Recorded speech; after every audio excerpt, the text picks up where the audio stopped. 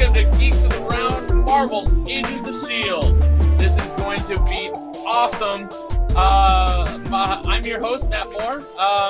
We are here today for what should be a great discussion.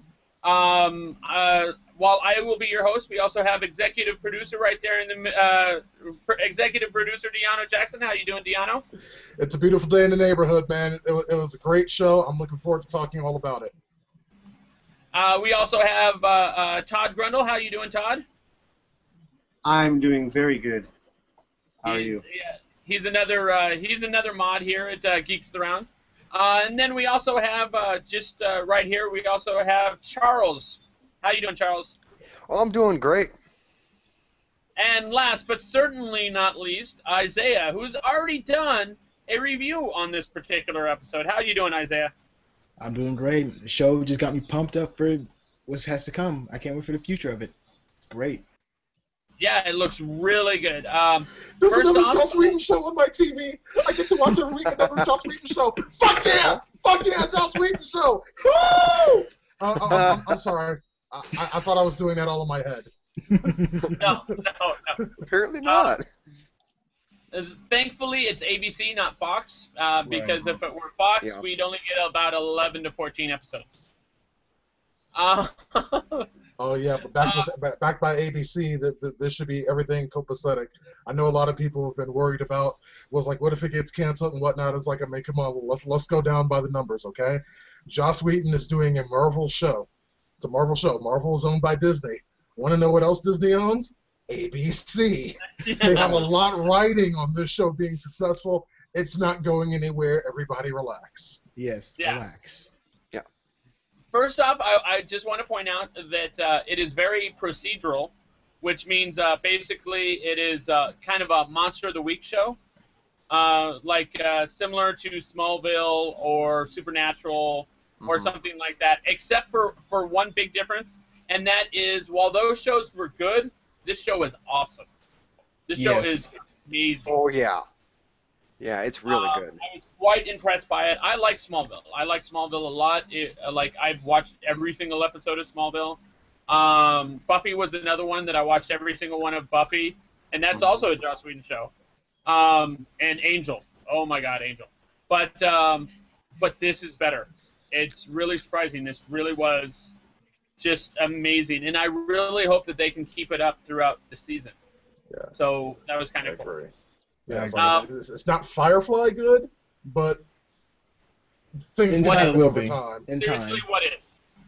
Exactly, it's Firefly. It's unfair to make that comparison, I know, but just to manage expectations for anyone who might not have seen it yet. And honestly, if you haven't seen it, you should not be watching us anyway. So.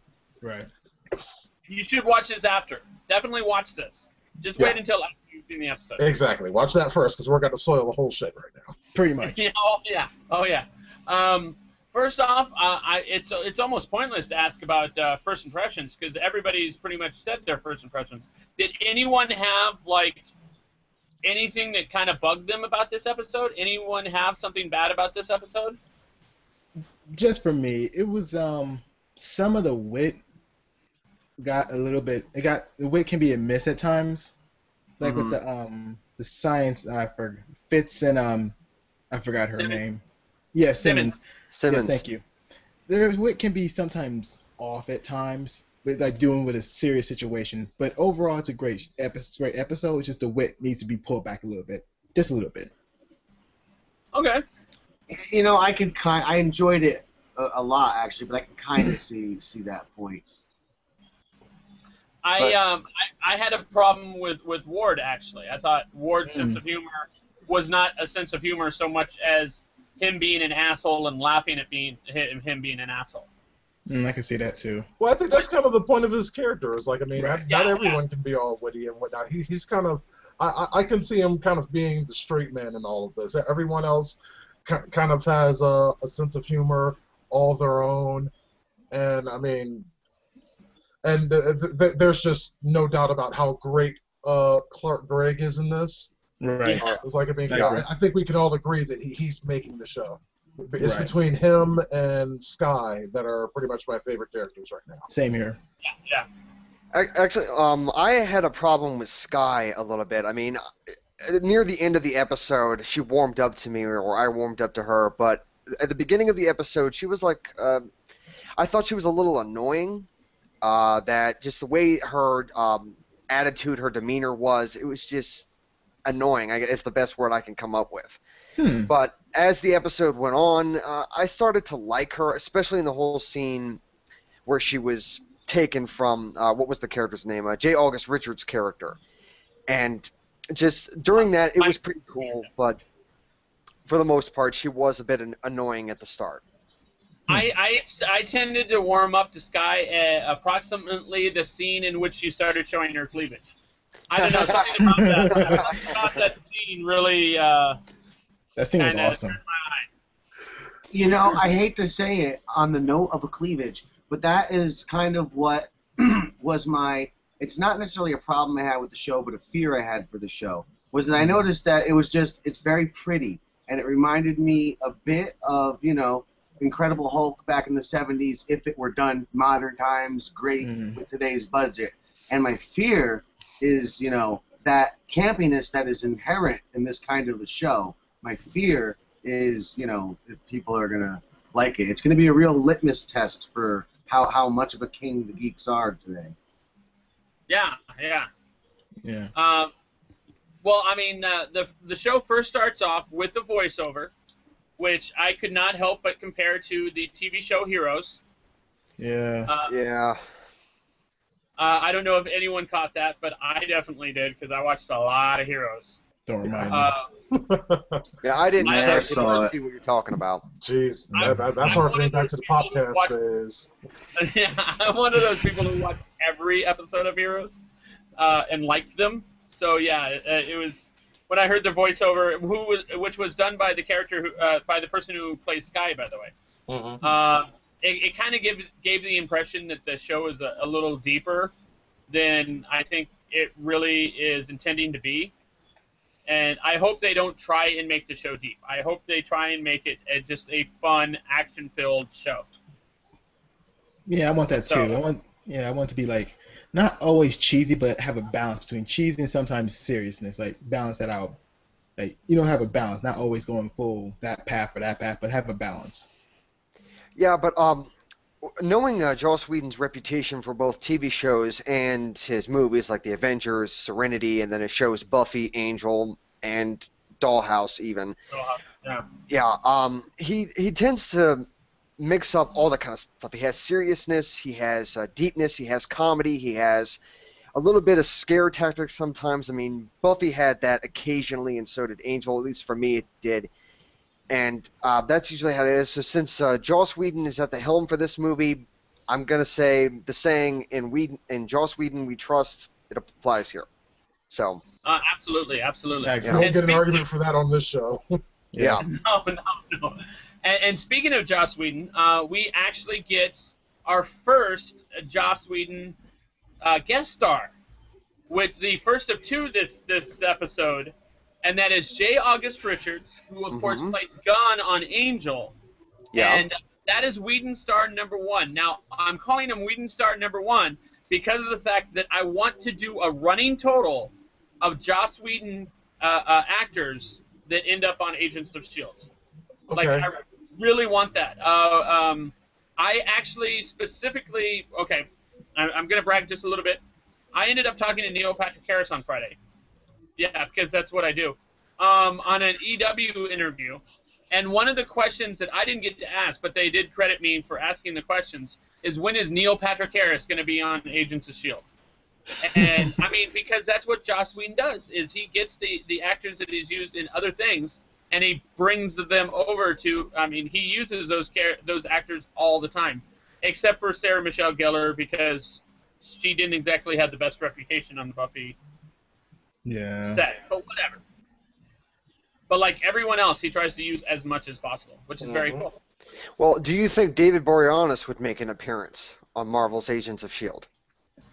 You know, I think he's. I think that while he would be given that opportunity, I don't think he would do it because of the fact that it took a lot for him to no longer be typecast as Angel.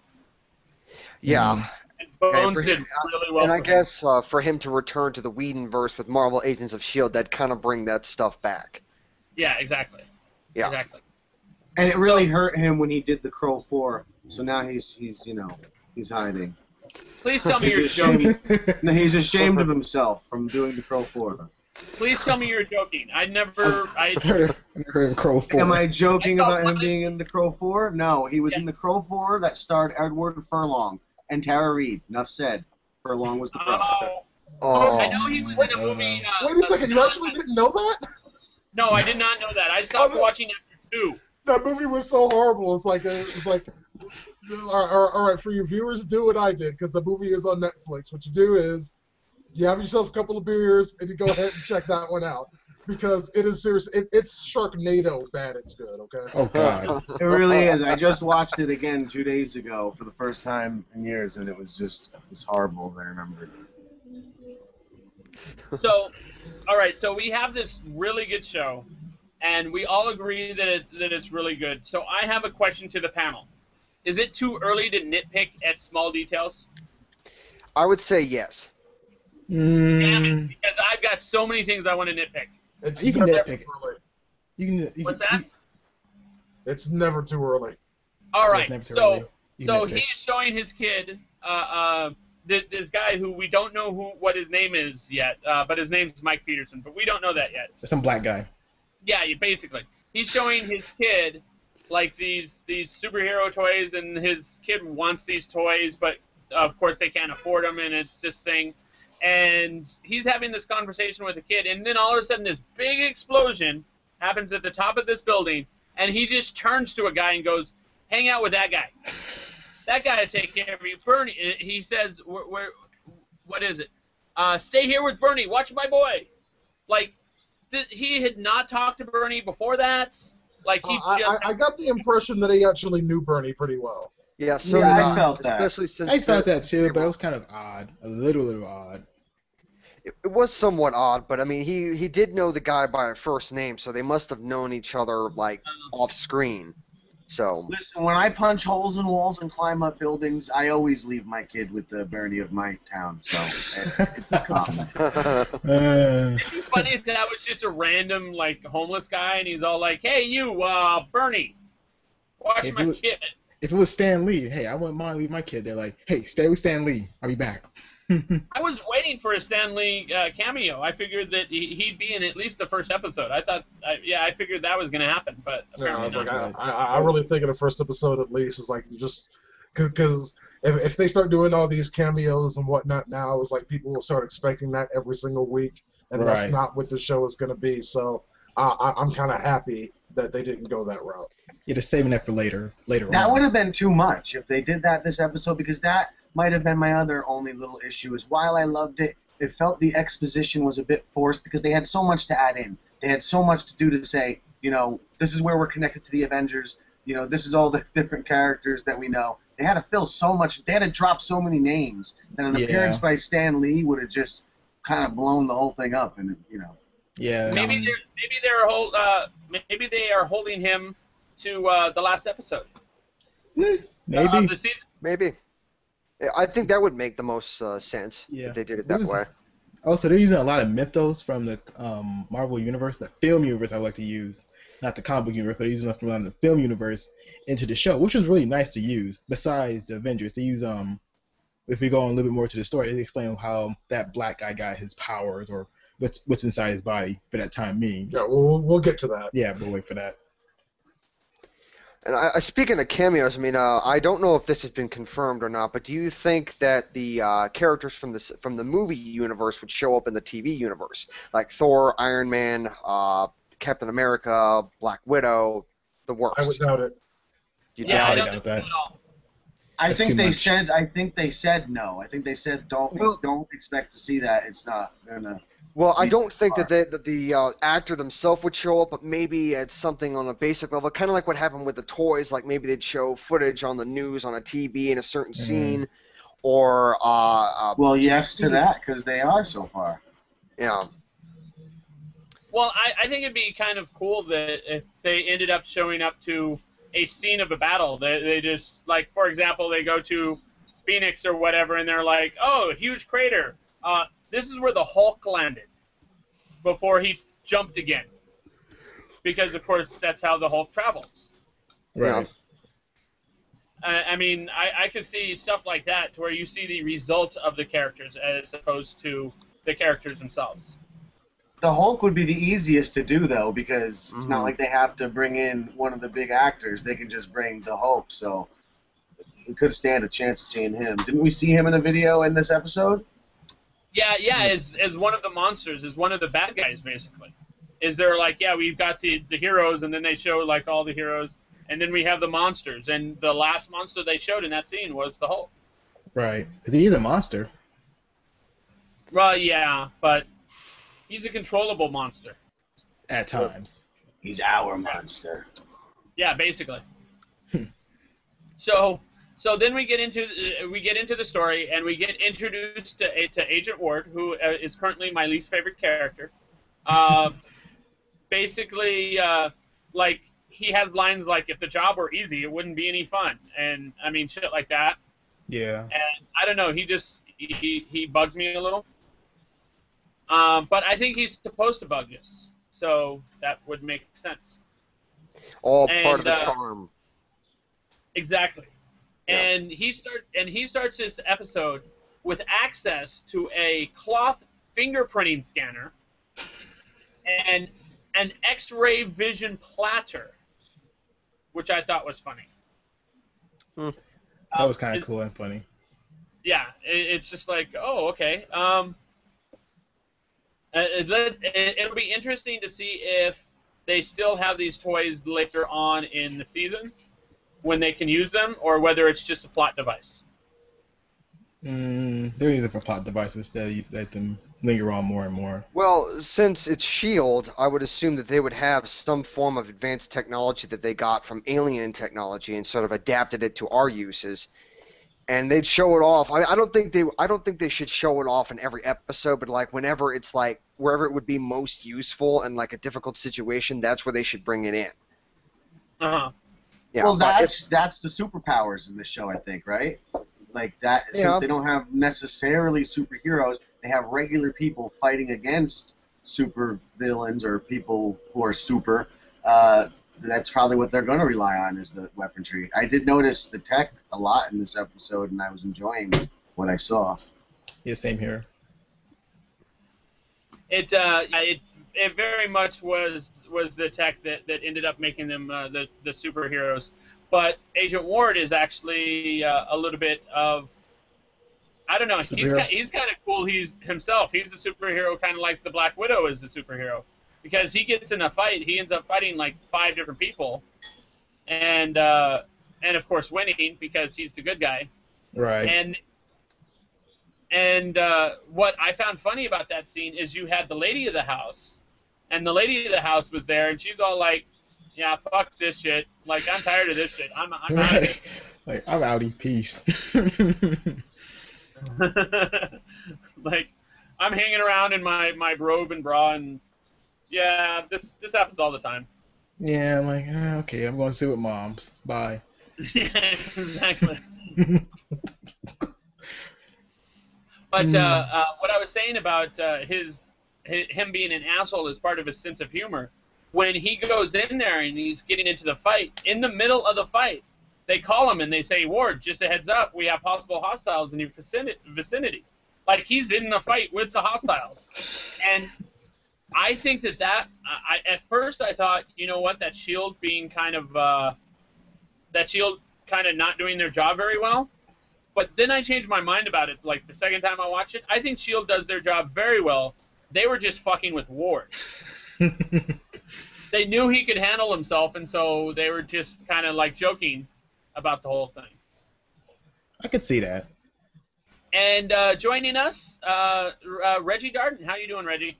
Hey. Can't ever find the link to get into this thing.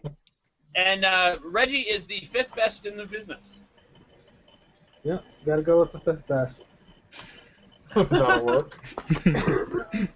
And everyone else is busy. Yes, exactly. But yeah, I was thinking that it was S.H.I.E.L.D. basically just screwing with Ward by joking and saying, "Oh yeah, by the way, you might get in a fight soon," while he's in the middle of a fight. Because they had to know, right? They had to. I mean, come on. Well, that whole like part where he was fighting the guys and then the S.H.I.E.L.D. agent said like, "Hey, there might be hostiles in the vicinity." That just felt classic Joss Whedon right there. I mean, I could have sworn he's done that kind of thing in writing the plot before. I mean, I think he did it in the Avengers. I think he did it in Buffy. He did it in Angel. So I kind of expected something like that. Yeah, but it was funny. That's something Joss Whedon just does. Yeah. Little tidbits like, of I wouldn't think too much into it, like all that. Yeah. I'm trying to find a rationale or reason. The reason they did that is because this is a Joss Whedon show and he wrote it. Yeah, he can do what the fuck he wants to. Story. Yeah. I have an announcement to make, and this is the appropriate time to make the announcement. Agent Maria Hill will not be referred to as Agent Maria Hill. She will be, from here on out, referred to as Agent Robin Schabotsky. What? What? Robin Schabotsky, How I Met Your Mother. Yeah. Oh, I see what you did there. Oh. So she'll be Agent Robin. Only because of the fact that I cannot imagine an Agent Maria Hill being a white girl. She should. So I'm calling her Robin Schabotsky. Oh man, that's wow. It's true though. In the comics, she I don't know. I think she's half black, half Hispanic. I would assume so. I mean, then in the comic books, I mean, Nick Fury is white, so. Well, they changed it. Not in the Ultimate line. No, he's black, and now they have his son in the present day version, but that's a long story. Hmm.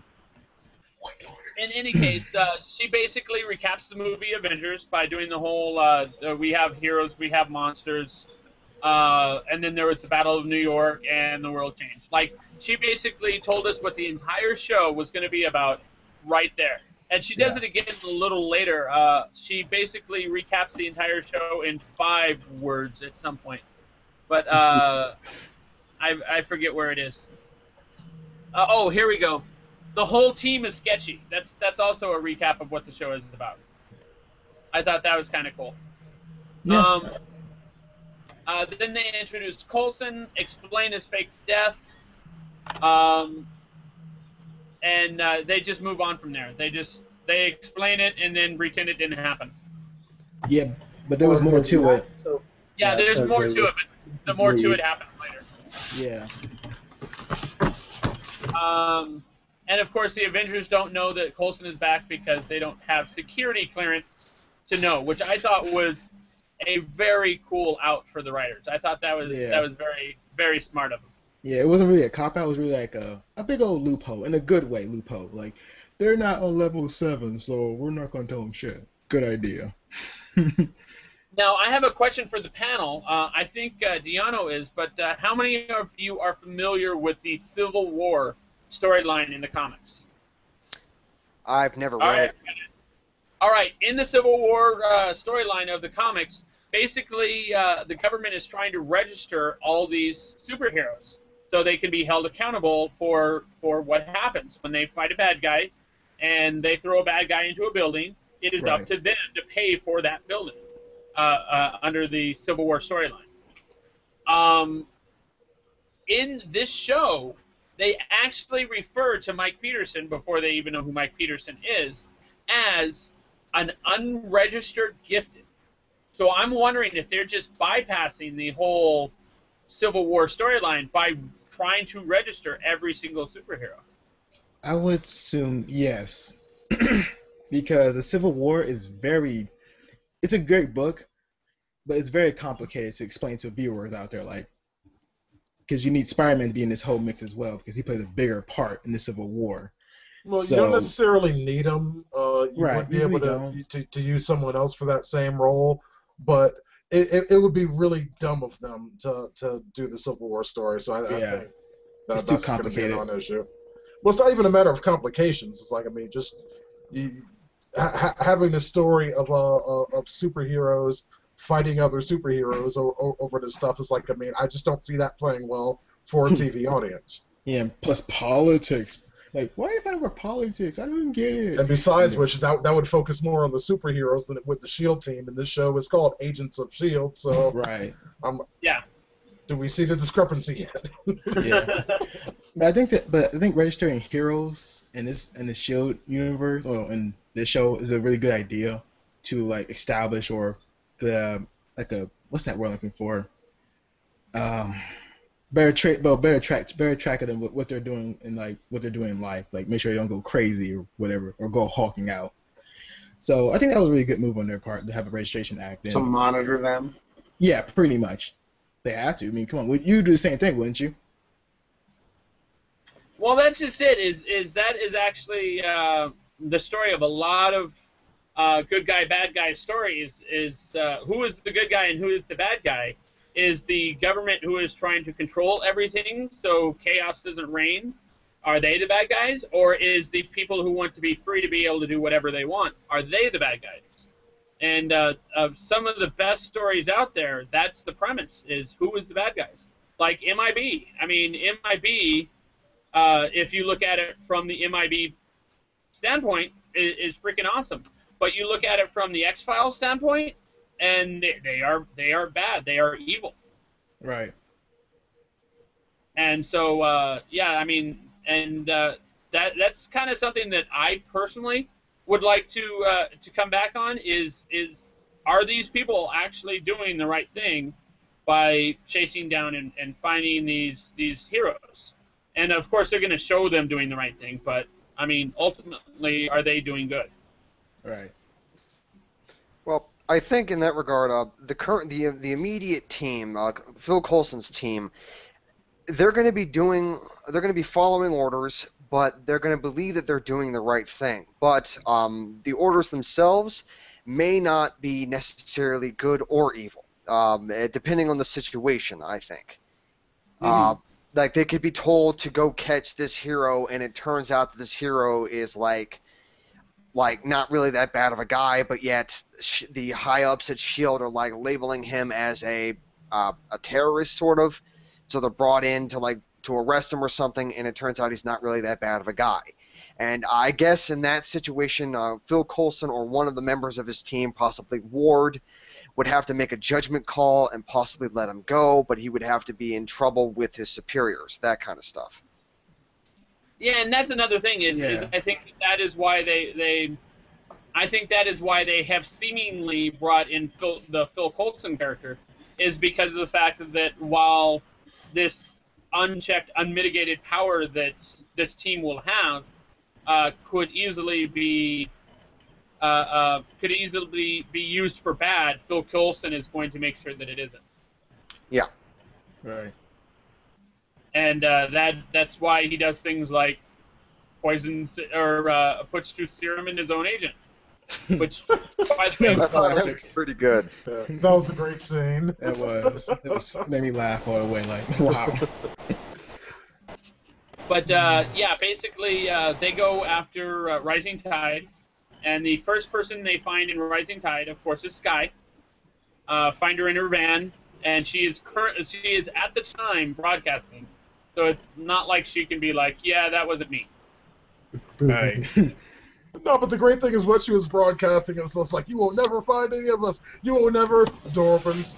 So it's like, hey, how's it going? Oh. Blackback. That was a very classic. Joss moment. Joss style moment.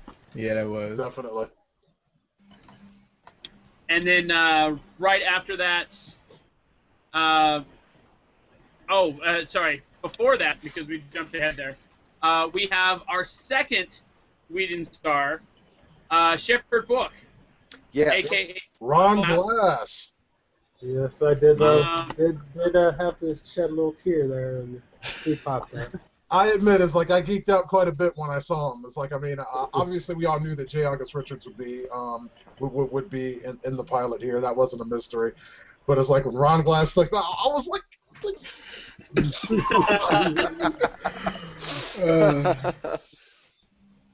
Next week it'll be Nathan Fillion.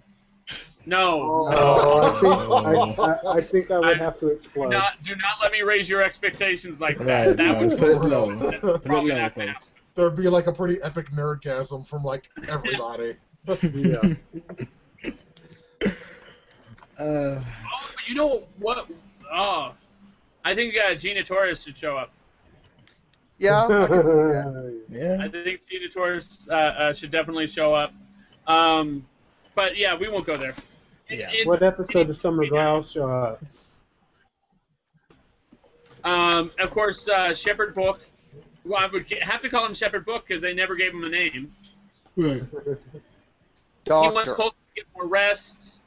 And Coulson's all like, no, I had plenty of rest in Tahiti, which is a magical place, which he Right. says a couple times, by the way. And then, of course, later on, there Agent Robin and Shepherd Book, probably nobody by their actual name. Let's call him old black guy. Yeah, are like, yeah, he really doesn't know, does he? And that's when we get the reestablishing of the mystery of what happened to Coulson. Right. So that was kind of cool. But Okay. that is the first of two times that Coulson calls Tahiti a magical place. So I have a theory that he never made it to Tahiti, which is obvious that he never made it to Tahiti, but he made it to another realm. Maybe Asgard? Oh, I mean, it's not Asgard, but there are multiple realms. I mean, there's supposed to be 7 different worlds in the Great Tree. He could have gone to one of them and gotten healed. Possibly, yeah. It's possible, yeah.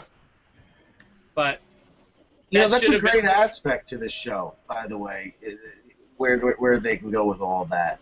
Yeah. That definitely those things made me very excited for what could come. And then, of course, you end up seeing the lady that Mike saves, and the lady that Mike saves is trying to figure out, like, if anybody knew how to find this guy, which is something that comes back later. So that was kind of cool. Wow, this hangout's going to go late. Oh, well. Yeah. Yeah. There's a lot of twists and turns in this episode. This is it. Yeah. Yeah. There was a lot of twists and turns in this episode, like, which really surprised me. Like, wow, there's a lot of twists and turns. Characters change from being unknowns to pretty much play a big part in the show. Like, wow, that's kind of interesting. Yeah, I mean, man, it was an amazing show. It was. I'm sorry to say it, Todd, but while I like the Blacklist, I like this one better. Gotta say it. Yeah, I second that. Blacklist third is it. great, but Agents of S.H.I.E.L.D. is better. Much better. But so now we have Mike, who's looking for a job. Sky basically shows up and goes, "Hi, how you doing? I know who you are, and the big bad guys are coming after you. And yeah, don't be paranoid." Oh, yeah, great. Classic writing. Yeah, basically. And then she says something like to the effect of, they cleaned up the Battle of New York overnight, and no one asked any questions, which is obviously not true, considering that she is asking questions. It's like saying the words, "I'm not talking right now." You're obviously talking right now because you're talking right now. Exactly. She's Right. asking questions when she is asking questions. So, I don't know. I just thought the logic was a little circular. Just me. Maybe just a bit. Yeah. And then, of course, she breaks out with the great power. With great power comes a ton of weird crap that you're not prepared to deal with. Oh, I love that. I love that. Yeah, that was pretty cool. Yeah.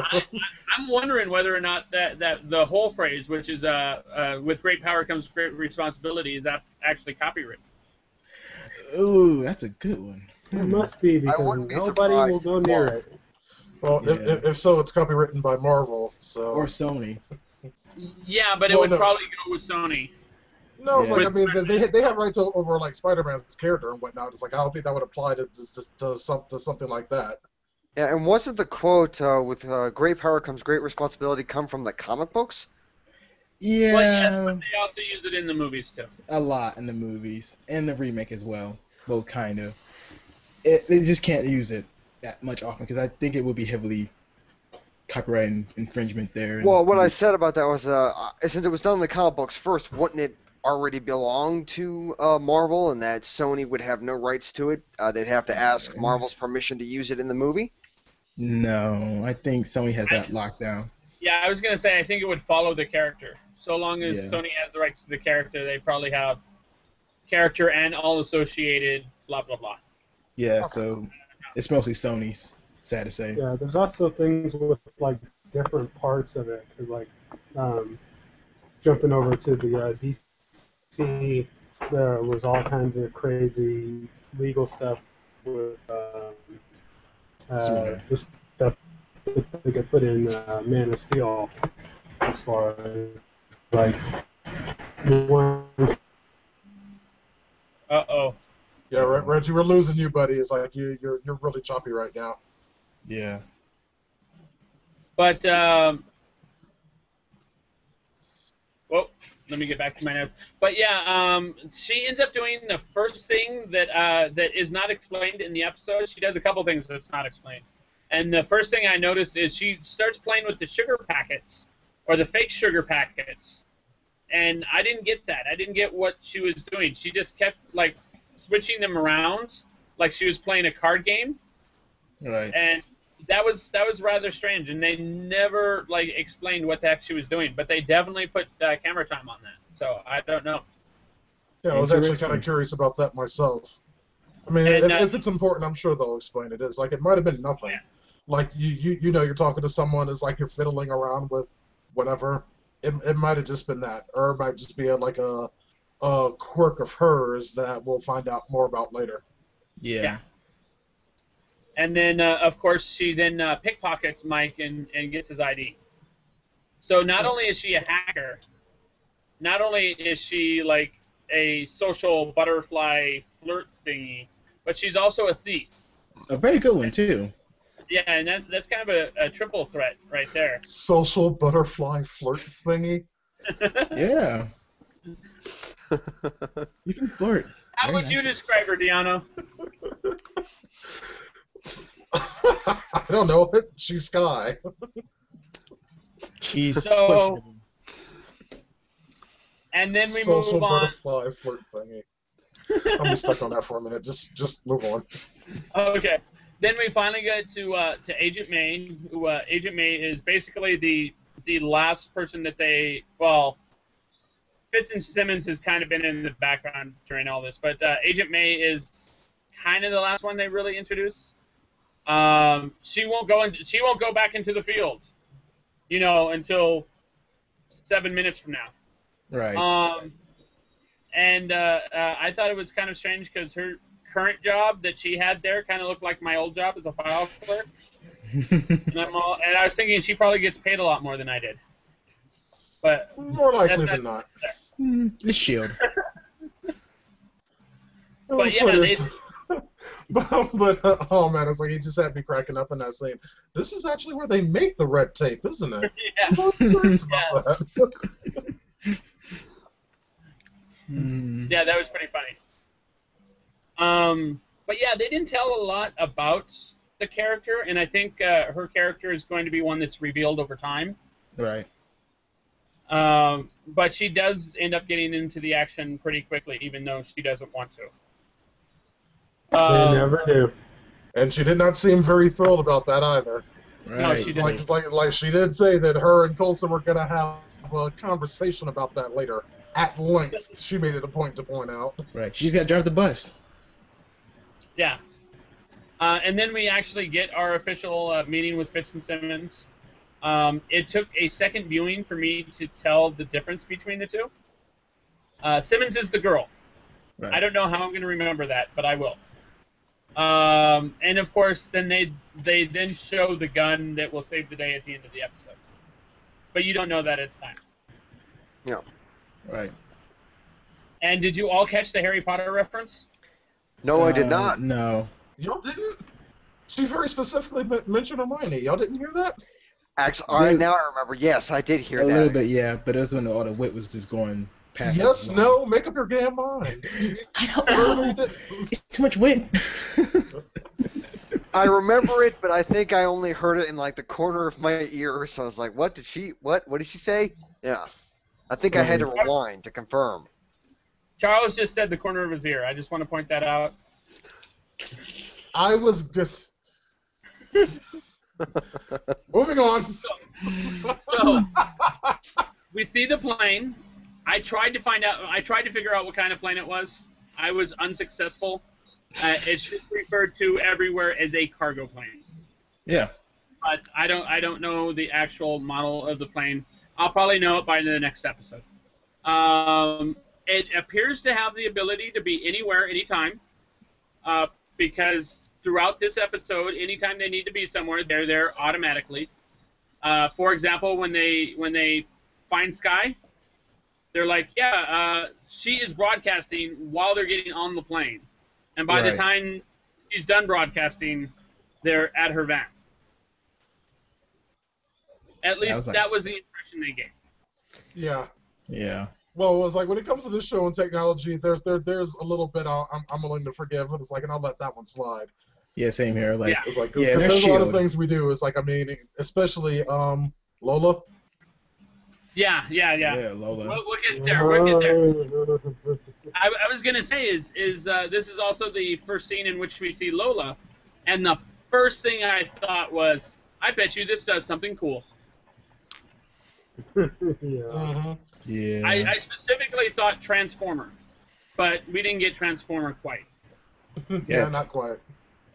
It's only the first episode. But then we grab Sky, they kidnap her,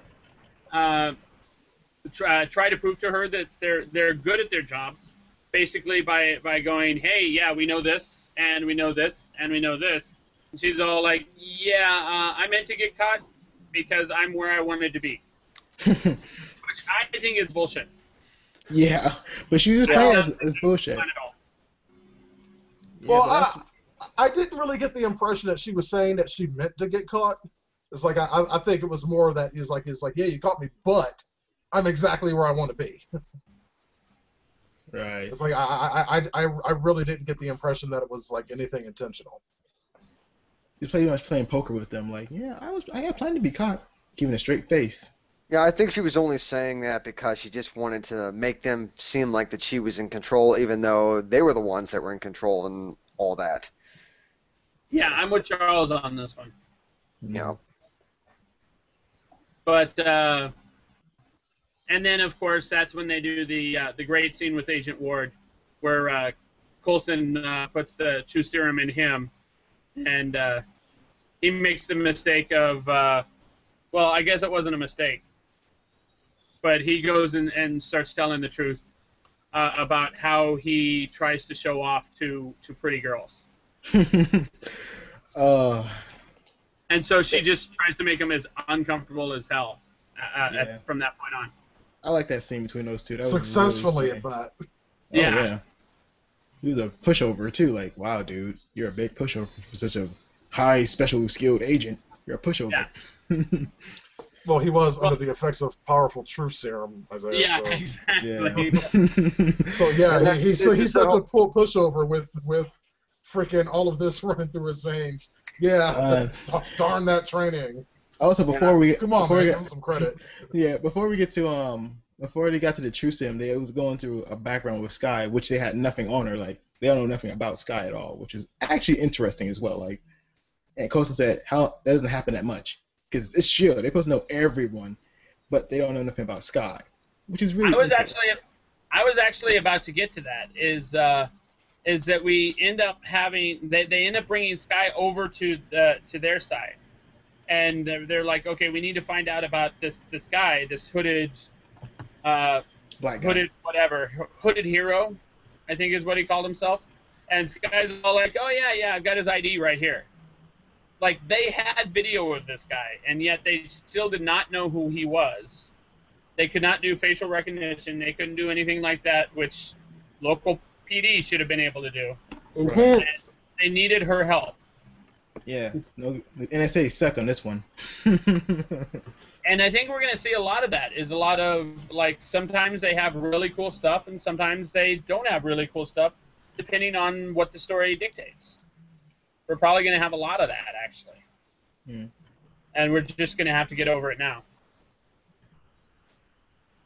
Seems to me that as high tech as they are, they need to hire some better computer security experts. I mean, I get that whatever, this girl's really awesome, and you throw in the movies that Tony Stark's an awesome, smart guy, but way too much people hacking into their stuff.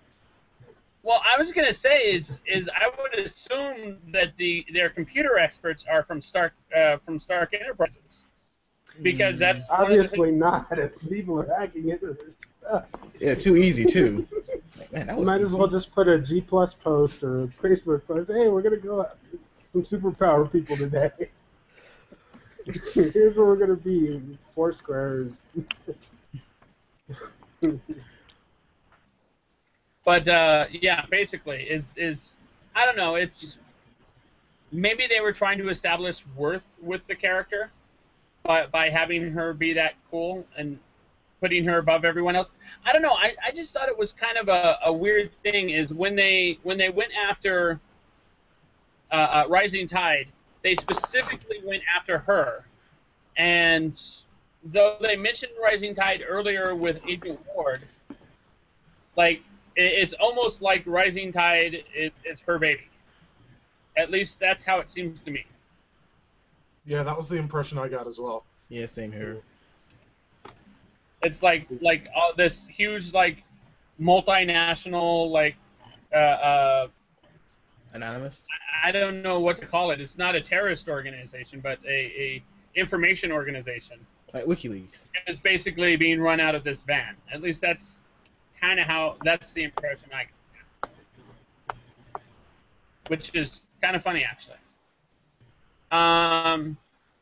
Fitz and Simmons. Fitz has mini drones, which were kind of cool. Yeah, it was. And he did. Okay, sorry. I was gonna say they basically recreate the entire building and find the camera. I was gonna say really quickly. They made a Snow White reference as well. Oh, when did they do that? Oh. The dwarves. Yeah, he was singing. Fitz was singing the song too. The hi ho, Oh, yeah. off to work we go. Yeah. Oh, okay. Well, I noticed the drone that found the camera was named Bashful. Yeah. And there is a dwarf called Bashful in the Seven Dwarfs. Yeah. I looked that up though, but yeah. Yeah, no, you're right. Yeah, and with the drones, the CGI wasn't even really that bad. It was impressive, actually. Well, high budget CG. Yeah. And then we jump back to Mike. Mike's trying to get his job back. And, of course, when I try and get my job back, what I like to do is beg to the foreman. If begging doesn't work, scaring the foreman. If scaring doesn't work, shoving him across the room. And if that doesn't work, trying to kill him. That's always worked when I've tried to get a job. Yeah, it's like I've noticed for hiring managers, they really like it when you try to beat them to death with propane tanks that you're above forklifts. That's kind of their thing. Yeah, every resume I put bludgeoning on as a skill set. I wouldn't blame him for acting all crazy, but he shouldn't have gone that far now. Like, dude, it's not. Well, I think that may have been the cause of the extremist that was pumping through his veins, basically. Yeah. A little nice tidbit for Iron Man 3. Yeah. I was going to say is that in Iron Man 3 you had these characters who were acting out of character, but then you had other characters who it just allowed them to be the person that they really wanted to be. In Iron Man 3 you had these mercenaries basically who now could be superpowered mercenaries, and they were happy with that. And I don't know, Mike, I forgot his last name again. J. August Richards' character he obviously didn't have control of it. Right. Well, I was able to get the impression that the current version of the extremist that they were using on these test subjects was not made by Ulrich Killian. It was made by a third-party company or corporation or whatever. I think they were using somewhat of a flawed version of it. They were trying to adapt it, and it wasn't as effective as what Ulrich Killian made. I even think they mentioned that they tried to mix certain things together with the extremists. They used They did. They used a formula from the doctor. Captain America. Yeah. The super soldier serum. Yeah. Gamma ray. Gamma rays. Yeah. Yeah, and gamma. Which of course made the Hulk. Right. So yeah. What else? Skye accidentally seems like a genius, where she's very, very smart, but she's not like Fitz and Simmons smart. But she accidentally seems that smart by going, "Hey, I've got a recording of this. Will that help?" Like the audio, and that was and that was basically they just assumed that she knew what they were going to be able to do with it, which of course is make a hologram out of the sounds, which somehow have color. That's my second nitpick. Yeah, that was kind of like, what? They basically used radar to create color. Yeah, that was a way stretch. Like, okay, off a sound. To be fair, you could write a computer program that could approximate colors and apply them procedurally to what you're broadcasting. That's not complicated. A lot of video games do that. And how are they going to know what color the caterpillar thingy on his arm was? Mr. Smart Man. Well, because every color comes in at a different wavelength, and if they can calculate that, then the computer can do the rest. Ooh. But it's sound. It's like, I mean, you're talking about a universe that includes a guy wearing a suit of armor and flying around, in which case, and they made a freaking aircraft carrier fly. Yeah. And you're really nitpicking about they made colors out of a hologram? Are you fucking with me? There's a guy that when he gets mad because of fucking gamma radiation turns into a fucking 8-foot-tall green monster. And this is what you're nitpicking about? Are you fucking with me? Nerd rage alert. DeAno smash! No! It'd be weird seeing Hulk with dreadlocks. You wouldn't like me when I'm angry.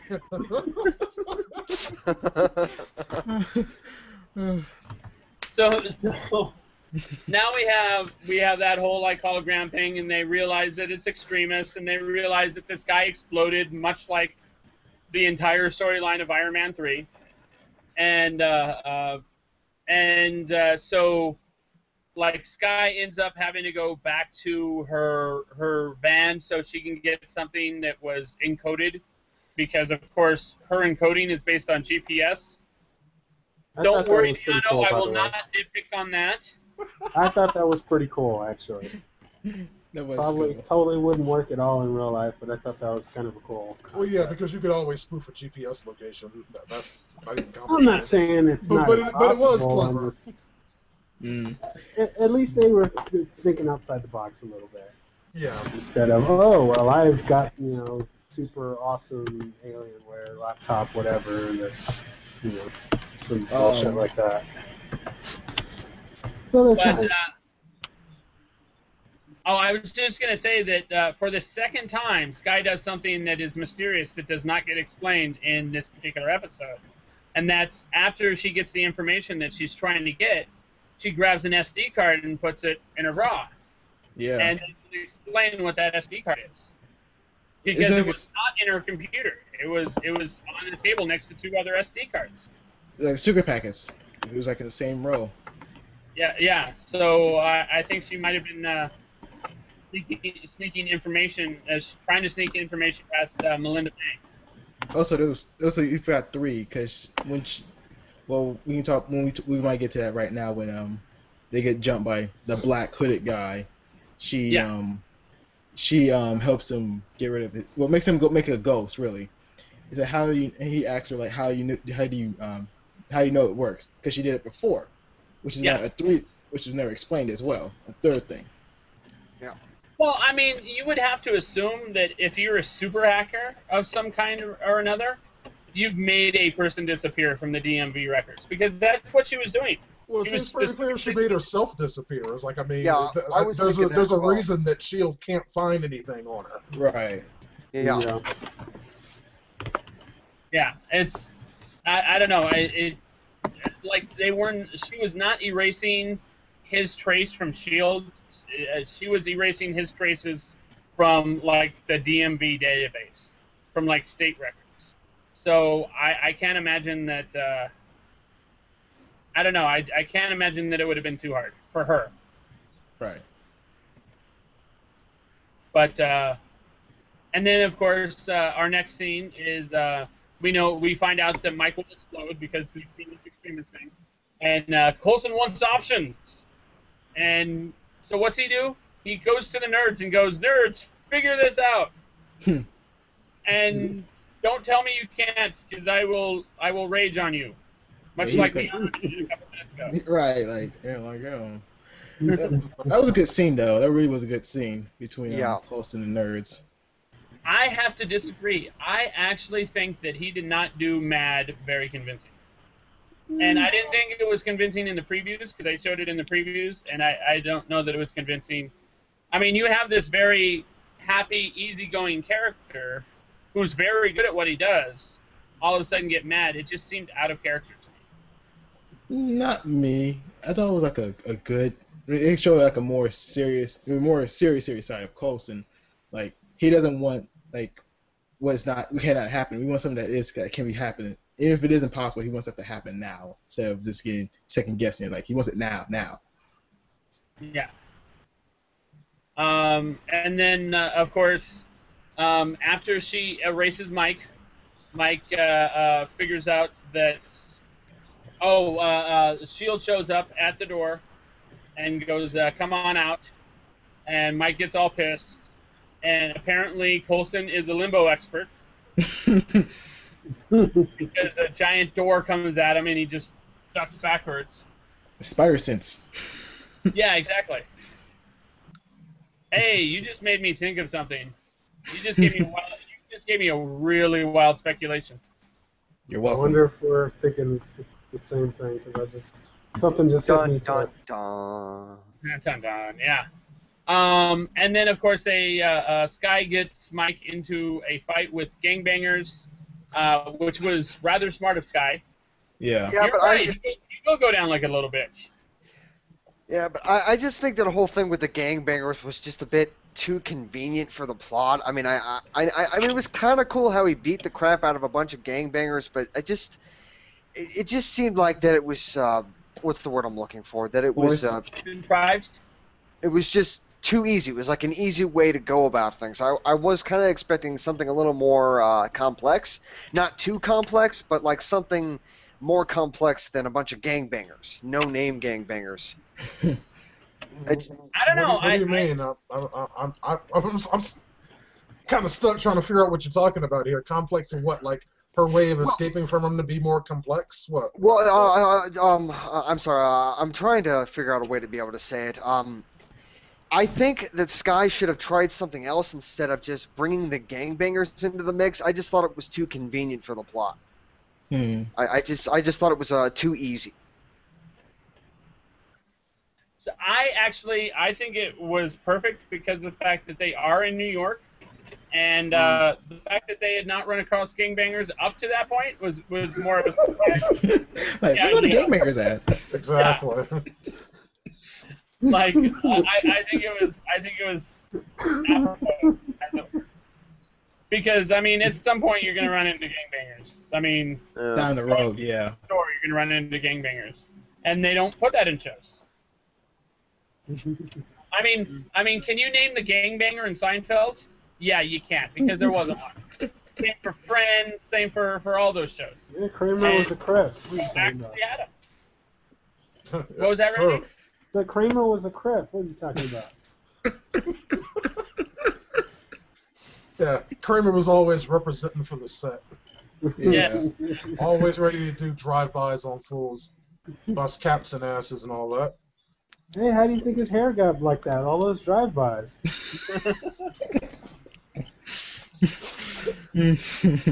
Oh God.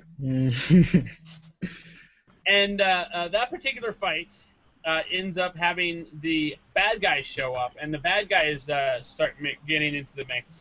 And it kind of brought up the question in my mind of who are the bad guys again? Like, do we have any idea who the bad guys are? We assume the doctor works for the bad guys, but that's it. We don't know who they are. When I saw, when Michael was talking to the doctor and she was explaining to them that there were people that wanted to stay hidden and all that kind of stuff, the first thing that popped into my head was Hydra. I would assume so. Thank you. I was actually thinking that myself. I think it's Hydra as well. Yeah. Because the whole extremist program, it was a part of that. So Hydra is a big role in the Marvel universe. Mm-hmm. I don't know. AIM and Hydra do not generally work together. Sure? They are competing bad guys. That's weird. They're pretty well competing bad guys. It's hard there for terrorists then. Yeah. Well, I know there's other organizations that S.H.I.E.L.D. has dealt with before in the comic books, but the only one that I know the name of is Hydra. Yeah, it's easy too. Hydra is one of the big bads, and I think there's Hammer as well. There's Hammer. There's so many other groups I can't really remember. There's a lot of groups. Yeah. Now I do have a question about this show. Do you think that the organization S.H.I.E.L.D. might show up? I was actually going to bring that up. Is that in the comics, S.H.I.E.L.D. is supposedly the last defense against this great possible invasion or the great unknown, and S.W.O.R.D. is supposed to be like the great offense against that same thing. And I don't know. They may just keep it with S.H.I.E.L.D. because I think if they throw in S.W.O.R.D., that might be a little complicated for people. Yeah, because S.W.O.R.D. deals with more. I mean, he deals with the same thing as S.H.I.E.L.D., but S.W.O.R.D. also deals with outer realms as well. Yeah, S.W.O.R.D. deals on an intergalactic level. Right, and they're a sister program of S.H.I.E.L.D. anyways. Yeah. Of course, then Mike ends up getting in a fight with our main bad guys, or our main good guys, Melinda May and Agent Ward, and it finally comes to a stop. And Coulson basically just walks up to him and goes, "Hey, I'm not going to fight you. I want to talk." And Mike ain't having any of that, at least not at first. And they have this big, long conversation about gods and monsters. And giants. And giants. Yeah, they basically call them giants, but they're talking about gods and monsters mostly. Yeah. And how Mike wants to be a hero, how he could be a hero. And that's when he gets his ass shot. And thankfully, it was by the right kind of bullet. That was I would say that was a really good scene between Coulson and Michael. His name is Michael. That was a really good scene between those two. Is that got to that personal level, like how it was to be a superhero, or what it takes to be a superhero type of mentality. Yeah. Now, do you guys think that we're going to see Michael again? Do you think he might come back? That is possibly not anytime soon. Yeah, give it some days, give it some weeks. He might come up out of nowhere, but don't rush it. I don't know. Probably not this season. Maybe the later season. He'll be part of. He's gonna be part of the team down the road. We all know he is, because I don't think so. I mean, in the near future. I mean, they got humans, which is a good thing for the show that they got humans. I mean, it wouldn't hurt to have one superhero now and then, but humans. I mean, you know. Well, that's the thing. They keep making this big deal about the show. Is like, hey, we need to focus on the regular people, not the superheroes. So I think they're gonna really stay away from putting, super folks in the team. Well, I thought he may not be super. At this point, I mean, from now on, it's very possible that he's not going to be super. He's just going to be a regular human being. Yeah, I think that bullet that he got shot with kind of eliminated all the extremists in his body. Right. it like shut it down or something. But we'll see. I don't know. He's still employed. Yeah, he's still unemployed. Well, there is that. But of course, in like 2 hours, we have Fitz and Simmons basically bringing a cure for extremists in just a couple hours. And once again, I think it's going to be something that they skip over in the next movies. Like next time they bring up extremists, which it appears they're going to bring it up in Avengers 2. I think they're just going to conveniently forget, oh yeah, by the way, we have a cure for this. I hope they don't do that, but I can see that happening, yeah. Yeah. I don't really see how extremists would show up in the Avengers 2 since the main focus is going to be Ultron. I mean, it would probably make some minor appearance, but yeah, I think the main focus is just going to be Ultron. Yeah. If they've got a cure for it, I don't see what would be the point of ever bringing it up again. No. It's not they got a cure for it. Well, it's not really an issue now. Yeah. Well, I have read some things that I will not bring up here because they are potentially spoilers. But from what I have read, extremists may definitely come back for Avengers 2. Yeah, But- I was being quiet for the same reason, Matt. It's like I've read the same thing, and I know exactly what you're talking about. Yeah, I can't say much more on that because don't want to ruin the movie. But yeah. But let me see. Mike gets to go home. Sky is given a choice to join or, if she so chooses, learn what an 084 is. And then Lola pulls a helicarrier. Basically, it goes wheels up and flies like the freaking Back to the Future car. Yeah. And the first thing that popped in my head when I saw that was the scene from Captain America: The First Avenger during Stark Expo, where he like showed off that floating car. Oh yeah. Yeah, that's the first. It reminded me of that. Mm-hmm. Yeah, I think that was totally intentional. Yeah. Because even like whatever, I guess over analyzing or whatever, just kind of the way. I mean, I guess there's only so many ways you can make a car fly, but it just looked very much the same, kind of the same fashion that the car in Captain America did. But, I don't know. It just reeked of Back to the Future to me. Like even flying the camera, that's straight out of Back to the Future in my mind. Oh yeah. No, I totally agree with that one. I just expected Coulson to be like, yeah, I got to go find 1.21 gigawatts of power. Or some garbage. Or some garbage. Wow. So that was the end of it. And then, of course, we get to find out next week whether or not Sky stays or leaves, which we already know, of course, she's going to stay, considering she is a main character. Mm-hmm. And, yeah. And we get to find out what an 084 is. Which should be interesting. Because they don't know. Like, I don't know what it is. All in all, it was a hell of an episode. It looked really, really good to me, and I'm excited now to see where they're going to go with this. Yeah. Yeah, and this makes it difficult because this with Blacklist and then Walking Dead coming back soon, that is a lot of good shows all at the same time. I agree. Yeah, Sunday, Monday, and Tuesday. Wow. Mm-hmm. I mean, someone, I forgot who I was talking about, or who I was talking to about this, but this really has been like a renaissance of good TV. Yeah. For sure.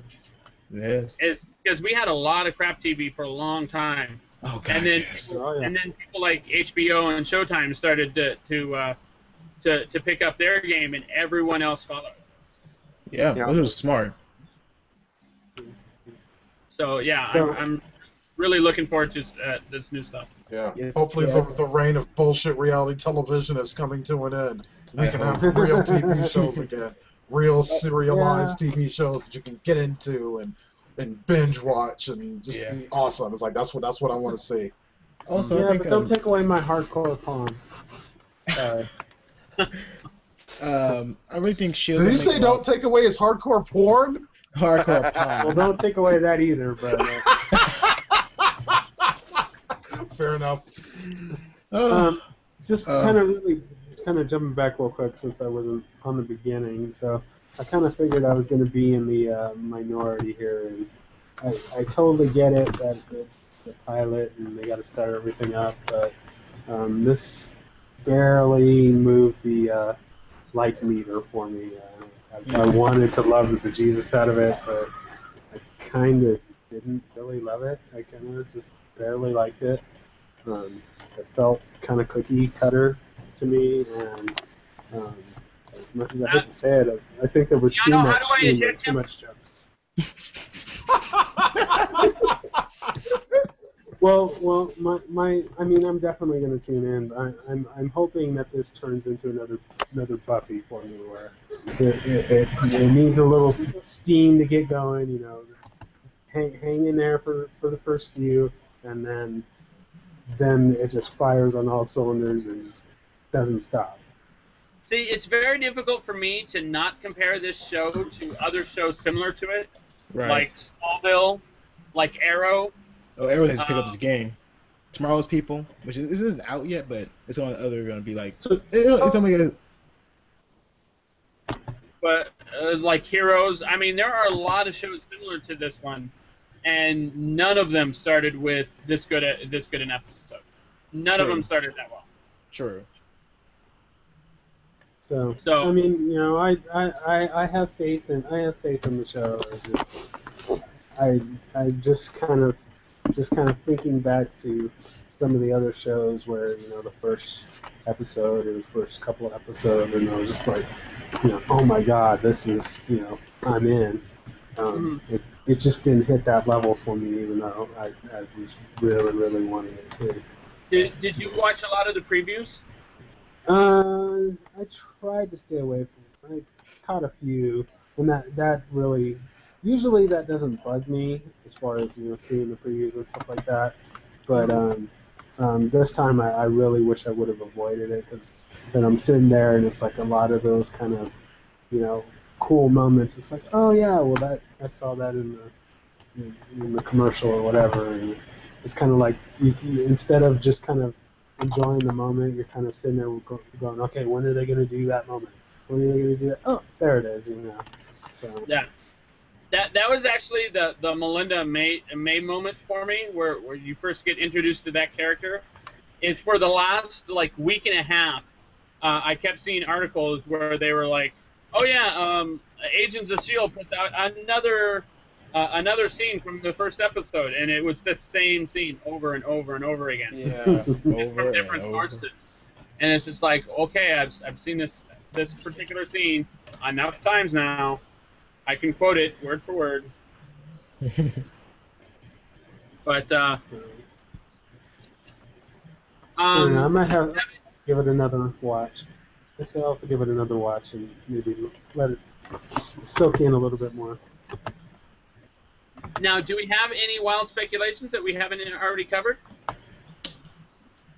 Well, I mean, I guess we kind of touched upon it a little bit with Coulson and his death, whatever, Tahiti trip. Yeah, I'm definitely thinking he's, you know, we went to, you know, another realm or whatever, you know, hung out with Thor or whatever. And kind of the moment that I was thinking about when you were talking about him caving under the door, and I instantly flashed back to the Avengers when the Hulk threw that wing at Thor, and he kind of did his little limbo move on that. And I don't know. I guess that's wild speculation. No. But that was kind of the first thing that I thought of. Yeah, with my speculation for how Coulson came back, I mean, I originally thought that it was going to be like due to some sort of like alien technology. I probably think it's going to be Asgardian technology. But I read somewhere on one of the comments on another page talking about Marvel Agents of S.H.I.E.L.D. that somebody said that they think that this Coulson is a clone. that the original Coulson is dead, but yeah, the new I kind of thought that too. clone. And I think that might actually be more likely. Well, I mean, if you're going to go clone in Marvel, you're not going to go clone. You're going to go life model decoy, which is basically a robot who thinks he's the real thing. Right. But the problem with life model decoys, and DeAno pointed this out, and I had forgotten it, is that for a life model decoy is generally controlled by the person that it is mimicking. And if Coulson's dead, he can't control himself. Right. Yeah. But, I mean, they may have changed that specifically for the TV show. Just basically put Coulson's brain in a robot. It's possible, and it's like, I mean, and something we mentioned earlier that happened actually leads credence to this. It's like, I remember when J. August Richards' character blew that door off and everyone's diving out the way, and he just busted a Matrix move to get out of the way. It's like, I mean, it was flashed there real quick, but it's like, I mean, obviously we all saw it, but that does lead credence to the idea that maybe he's not entirely human at this point. Right, right. Yeah. Or maybe he learned to limbo in Tahiti. I mean, they do.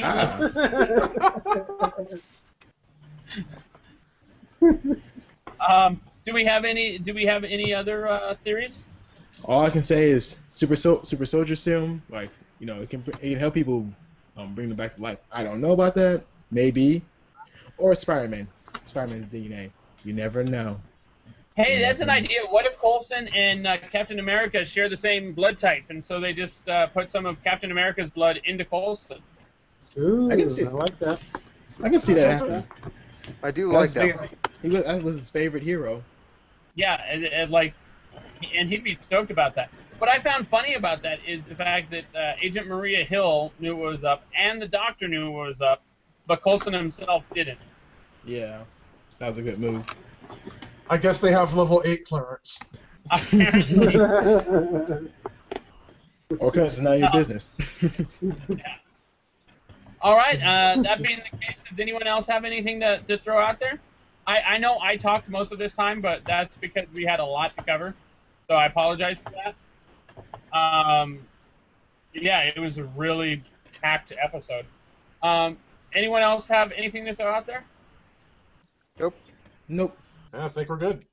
Okay, well, then we'll wrap it up. Make sure to check us out, geeksoftheround.com. You'll also be able to watch this video and many of the other videos that are upcoming at youtube.com/geeksoftheround. Make sure to check out the Blacklist, which will be filming Tuesdays at 8 p.m. The Blacklist discussion, Tuesdays at 8 p.m. Also, tomorrow? Holy cow, tomorrow.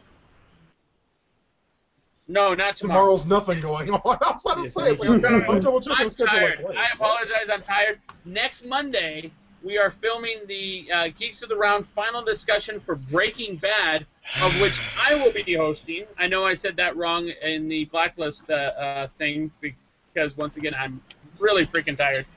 I'll be hosting the finale, which it will be a treat. Oh, man. What else? We also have American Horror Story Coven coming up. We have Walking Dead coming up. You can see all of these at geeksoftheround.com and youtube.com/geeksoftheround. Anything else? Anything I'm missing, DeAno? Oh, brother, I think we're good. All right, awesome.